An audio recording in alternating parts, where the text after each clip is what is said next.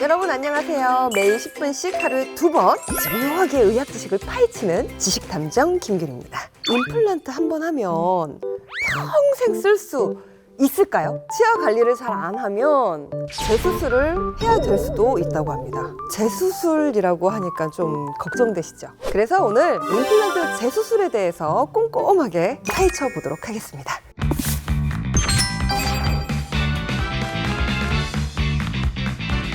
자, 우리의 건강을 책임지는 히어로 치과 전문의 정병관 선생님 모셨습니다. 안녕하세요. 네, 안녕하세요. 선생님, 실제로 임플란트를 재수술할 수도 있나요? 많은 분들께서 임플란트는 영구적일 것이라고 이제 생각하시는데 이는 사실과 다릅니다.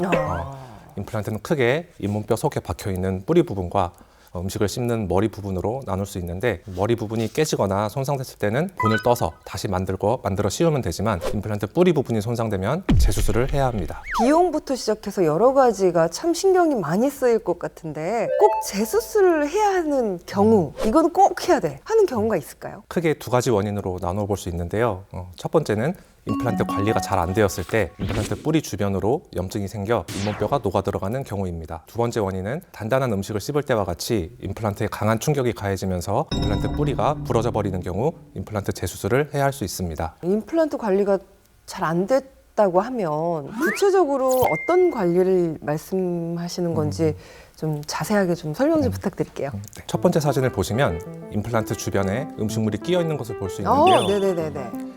이렇게 위생 관리가 되지 않은 채로 임플란트가 방치되다 보면 임플란트 뿌리 주변으로 염증이 생기게 되고, 결과적으로 두 번째 사진과 같이 임플란트 주변 잇몸과 잇몸뼈가 함께 녹아내리게 됩니다. 아, 저는 그냥 임플란트를 한번 하면 영구적일 줄 알았어요.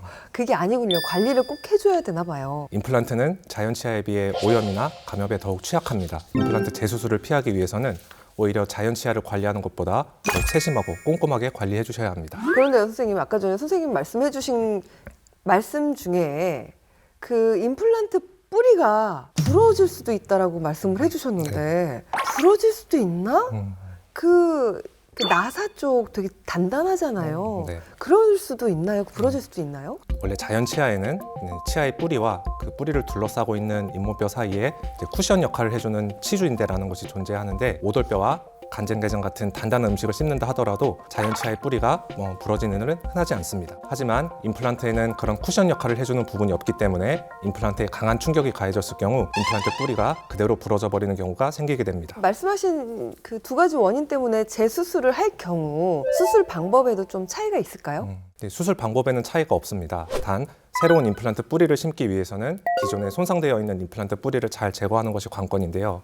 임플란트 뿌리 주변의 염증으로 잇몸뼈가 모두 녹아서 흔들리는 상태라면 뿌리를 쉽게 제거할 수 있으나, 그렇지 않은 경우에는 임플란트 뿌리를 모두 갈아내서 제거해야 하기 때문에 시간이 오래 걸릴 수 있습니다. 임플란트 뿌리를 모두 갈아내야 된다고요?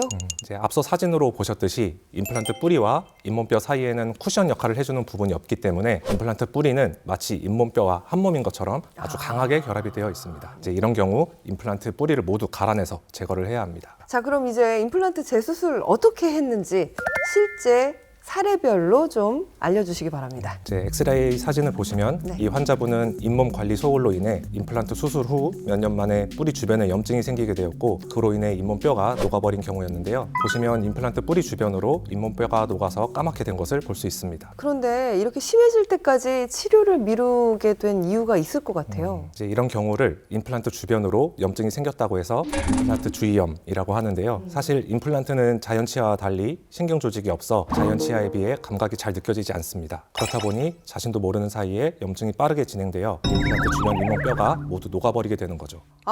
그러고 보니까 네, 임플란트에도 신경 조직이 있을 거라고 그냥 아무 생각이 없었네요, 제가. 대부분 환자분들도 자연 치아 때처럼 임플란트를 생각하다 보니 관리가 더 쉽지 않은 겁니다. 그래서 매일 세안하면서 피부 상태를 살피듯이 임플란트를 한 후에는 자연 치아일 때보다 훨씬 더 철저하고 꼼꼼하게 관리해 주셔야 합니다. 저도 임플란트가 있는데 이제부터라도 좀 관리를 좀 철저하게 매일매일 들여다봐야겠네요.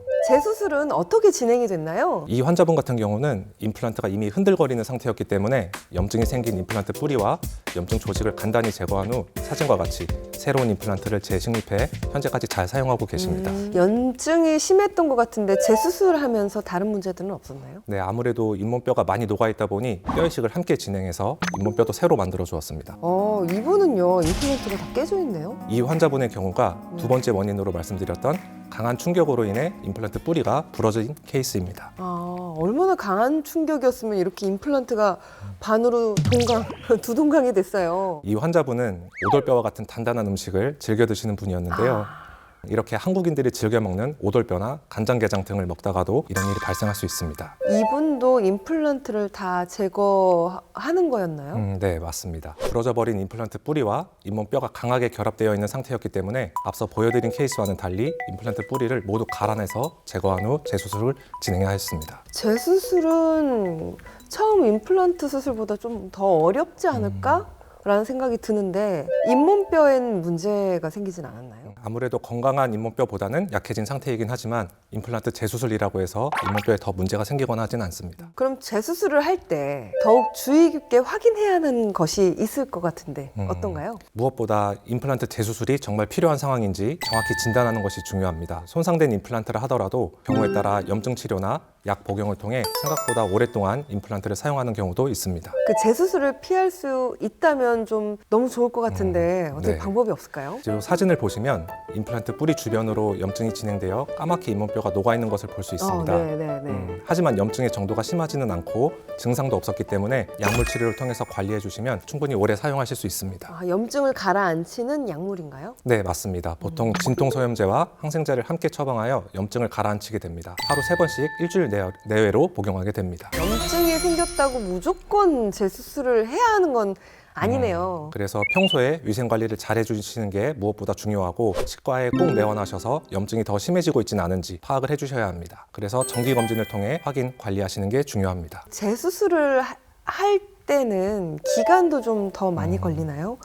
통증도 좀 심할 것 같은데. 재수술이라고 해서 치료 기간이 더 길어지는 것은 아니지만 잇몸뼈의 손상 정도에 따라 치료 기간이 달라질 수는 있습니다. 통증은 임플란트 뿌리를 모두 갈아내서 제거한 후 재수술을 하는 경우에 아무래도 잇몸뼈에 손상이 생기기 때문에 붓거나 통증이 생길 수 있습니다. 재수술 과정에 있어서 부작용은 어떤가요? 부작용이 좀 생길 수도 있나요? 아무래도 손상이 있었던 잇몸뼈에 임플란트를 심는 것이기 때문에 언제든지 염증이 재발할 수 있습니다.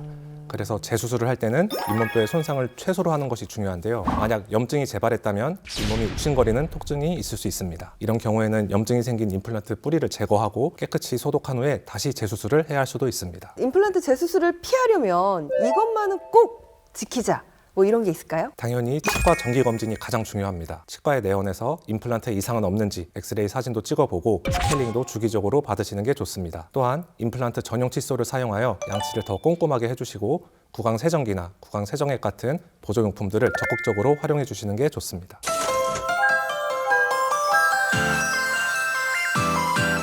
매일 10분 하루 2번 습관처럼 닥터 OBS와 다음 시간에 만나요. 만나요.